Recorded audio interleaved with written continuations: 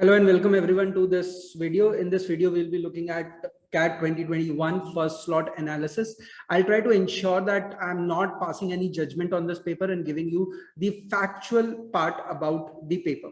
So the process of registration was very smooth. So once you enter the premises and to reach to your the writing desk, is about 20 minutes to 25 minutes of the entire process, a customary couple of checks of your ID cards, and then retina scan, which was very smooth. There was no hassles out there. Then you go there, sit there for about 15, 20, 25, 30 minutes, whatever may be the case with you. And then you go on to start your paper. So your paper had initially a couple of pages wherein the instructions were rolled out to you as to what is where on the paper and what are the things that you need to ensure and keep on your mind when you write the paper. That means how does a question that you have marked looks like, how does a question that is unmarked looks like, and all of that. A regular instruction page was there.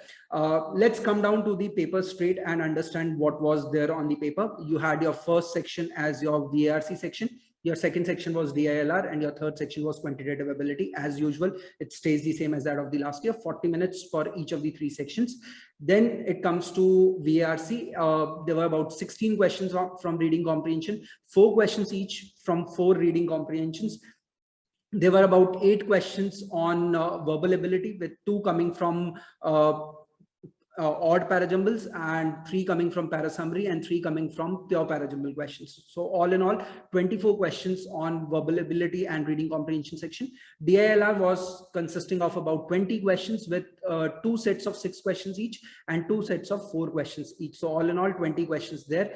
And your quantitative ability had 22 questions. So this was the structure of paper. Let's one by one talk about each of the 3 sections. So let's go to first VARC as a section. Now VARC as a section was a touch difficult to my mind. A couple of reading comprehensions were difficult to comprehend. A couple of reading comprehensions were moderate. There was no reading comprehension which was very easy to understand on this paper. Also, the options were very nicely framed, wherein it was difficult to figure out, to get down to 2 options, and then to mark one was challenging on most of the questions on this paper. So I would not term verbal ability and reading comprehension section as a easy section. I would say it was moderate to difficult section. What makes it slightly easier is the verbal ability part. I believe that verbal ability on odd parajumbles and parasummary was not very difficult, and if somebody would have focused there, would have got some more marks from that particular section. To my mind, with the first understanding of this paper, I believe a score of 35 will be a very good score to go by, which should fetch you about a 98+ percentile. Anyone who is above 30 should also be in a very good position to get about a 94, 95 kind of a percentile.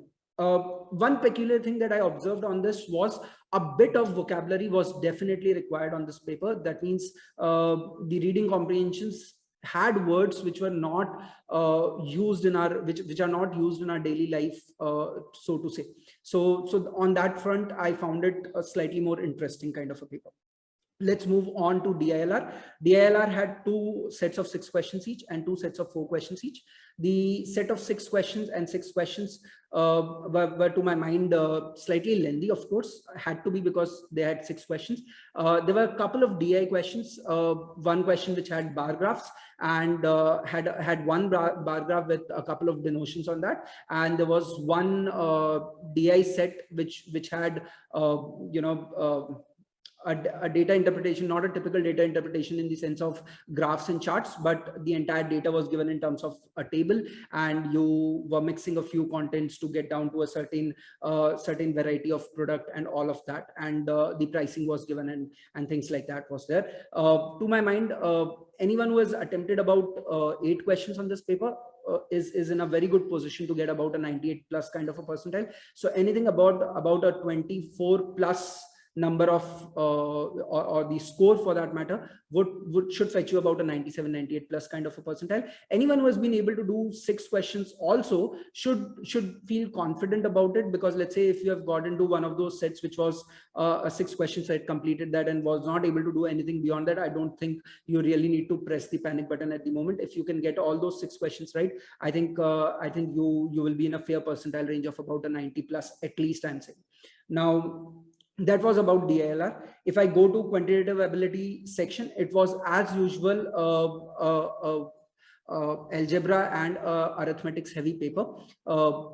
Geometry was about 3 odd questions, 3 to 4 odd questions in geometry, 1 question from permutations and combination, and probably 1 or 2 odd questions from number system. So there is absolutely no surprises out there. There was no Venn diagram question on the entire paper for that matter, and there was no trigonometry, there was no height and distance involved over there on the quantitative ability section. So to my mind, a good score should be between 30 to 35 on verbal ability and reading comprehension section.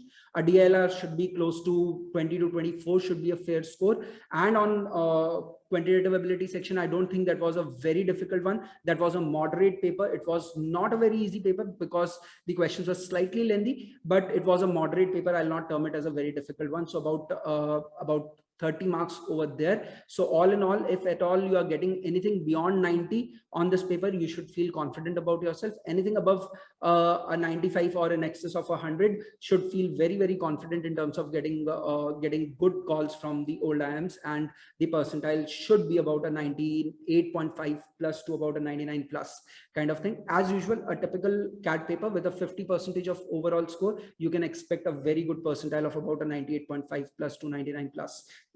Even that is possible to my mind. We will have to though wait for the second and the third paper to happen, and then stay tuned for the entire day's analysis on GradSquare channel, and all 3 of us will be there, me, Ajay, Varun, to talk about the entire paper by the evening today. That's about it on this video, guys. All the best, and please do well on the paper.